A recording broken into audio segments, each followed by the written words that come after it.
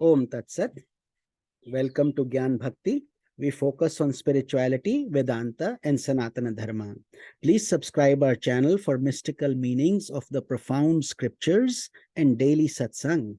Our humble prostrations to the all-pervading Brahman, our worshipful Guruji, Swami Jyotirmayananda Ji Maharaj, all sages and scriptures, and to the divinity in each of you.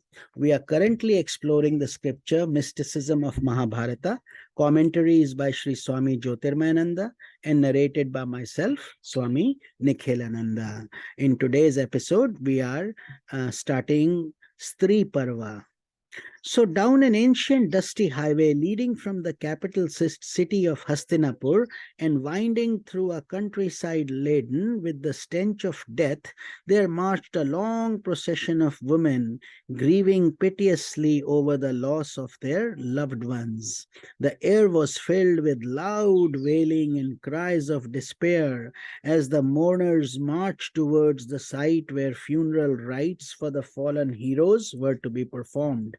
Within 18 days after it had begun, the great Mahabharata war had come to an end.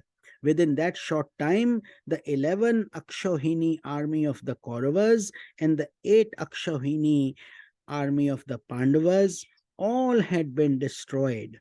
Of all the heroes who entered into the war, only the 5 Pandava brothers, Krishna and Satyaki, were left on the Pandava side, and only Ashwathama, Kritvarma, and Kripacharya remained on the Kaurava side. When the news of this vast destruction of human life had reached the palace in Hastinapur, King Dhritarashtra, Gandhari, Kunti, and all the women were overcome with terrible grief and anguish. Sage Vyasa, Vidura, and Sanjaya tried to console the mourners as much as possible and eventually directed their energies towards leaving the city and performing the traditional rites for the departed souls. Having learned that Dhritarashtra and his party were beginning that funeral march, the 5 Pandavas, along with Krishna, Draupadi, Satyaki, and Yuyutsu, decided to meet them and try to heal the wounds that had been gouged in every heart during the war. When the Pandava party approached him, Dhritarashtra greeted them with courtesy, although internally he felt great pain at the sight of those who had brought about the destruction of his children. Controlling his emotions, he first embraced Yudhishthira, then Bhima stepped forward. As he did so, tremendous anger flared in the mind of Dhritarashtra as he thought of Bhima having personally killed all his 100 sons. Anticipating that development, Krishna had brought with him the iron statue of Bhima that Duryodhana used to practice with daily to improve his skills in mace fighting. Thus, instead of letting Bhima walk towards the blind king at that tense moment, Krishna presented the statue to Dhritarashtra.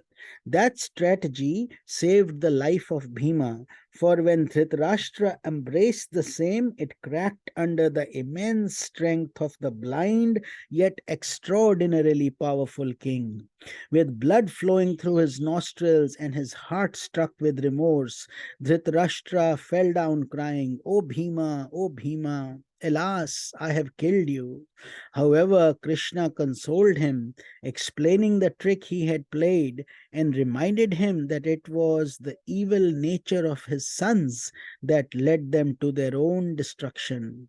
After hearing these words, Dhritarashtra was relieved of his remorse as well as his anger, and with tears in his eyes, he proceeded to embrace Bhima, Arjuna, Nakul, Sahadev, as if they were his own sons.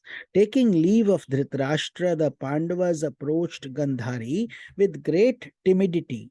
They were terribly afraid that she would curse them with all the power she had accrued by bandaging her eyes and limiting her own sight during her entire marriage to Dhritarashtra.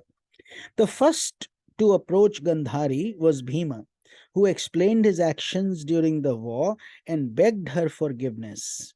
Pleased with Bhima's tact and humility, Gandhari granted him her pardon and then asked to see Yudhishthira.